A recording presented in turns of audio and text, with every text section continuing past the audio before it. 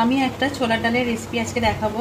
এই ছোলার ডালের রেসিপিটা খুবই টেস্টি হয়, চলুন বানাই। এখানে আমি ছোলার ডালটাকে কিছুক্ষণ ধরে ভিজিয়ে রেখে দিয়েছি, তার জন্য একটু ফুলে গেছে। আর দুটো মাঝারি আলুকে আমি এইভাবে ডুমো করে কেটে নিয়েছি। এবার এই দুটোকে আমি ভালোভাবে ধুয়ে প্রেসার কুকারে সিদ্ধ করে নেব। প্রেসার কুকারে দেখুন ডালটাকে আমি এইভাবে সিদ্ধ করে নিয়েছি। এতে আমি একটু হলুদ দিয়ে সিদ্ধ করেছি। এখানে আমি আলুটা সিদ্ধ করে আলাদা রেখে দিয়েছি।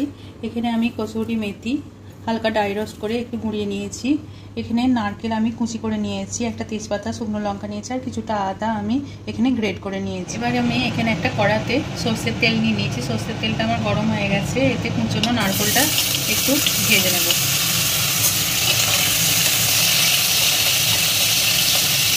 হালকা লাল লাল করে একটু ভেজে নেব। প্রথমে নারকেলটা আমার লাল লাল করে ভাজা হয়ে গেছে। আমি একটা পাত্রে এটাকে তুলে নেব।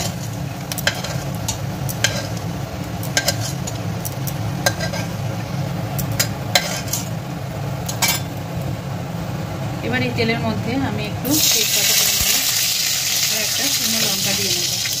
একটু নেড়ে নেব।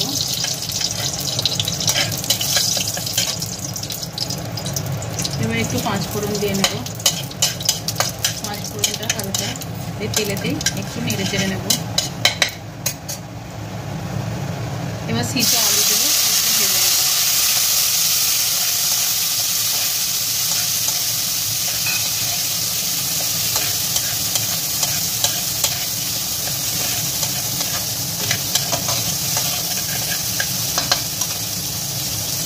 এই তেলেতেই এবার গ্রেট করা আদা কুচি দিয়ে দিলাম। এবার আদাটাও তেলের মধ্যে একটু ভালোভাবে নেড়ে নেব। আলু আদা সমস্তটা ভাজা হয়ে গেলে তেলেতে এবার সিদ্ধ ডালটা আমি দিয়ে দেব।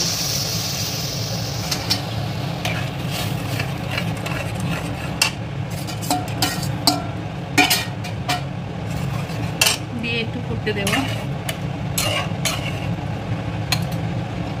দিয়ে এর মধ্যে আমি ভাজা নারকেলগুলো দিয়ে দিলাম।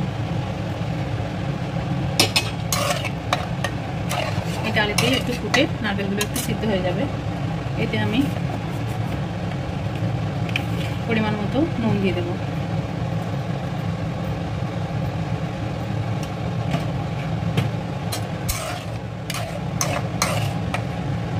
এবার কিছুক্ষণ একটু ফুটতে দেবো। এবার ডালটা একটু মরে এলে এতে দিয়ে দেবো পরিমাণ মতো একটু চিনি।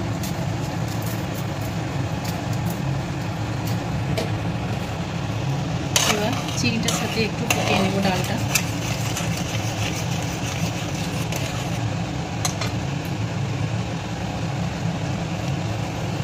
চিনিটা একটু গলে গেলে দিয়ে দেবো কসুরি মেথি।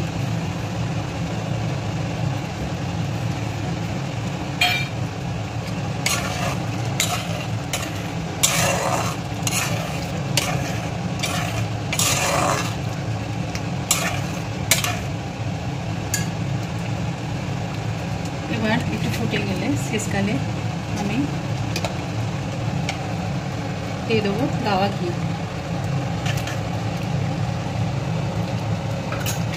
এবার আমি ফ্লেমটা বন্ধ করে দেবো। কিছুক্ষণ আমি রেখে এটাকে একটা পাত্রে পরিবেশন করে নেব। ছোলার ডাল আমার একদম রেডি। আমি একটা পাত্রে পরিবেশন করে নিয়েছি। দেখুন কতটা সুন্দর হয়েছে। এইভাবে ছোলার ডাল একবার অবশ্যই বাড়িতে করে দেখবেন। আমি কথা দিচ্ছি খুবই ভালো লাগবে, খুবই সুস্বাদু হয় এই রকম রেসিপিটা। আমার এই রেসিপি যদি আপনাদের ভালো লেগে থাকে আমার চ্যানেলটিকে সাবস্ক্রাইব করবেন, আমার ভিডিওগুলো শেয়ার করবেন। ধন্যবাদ।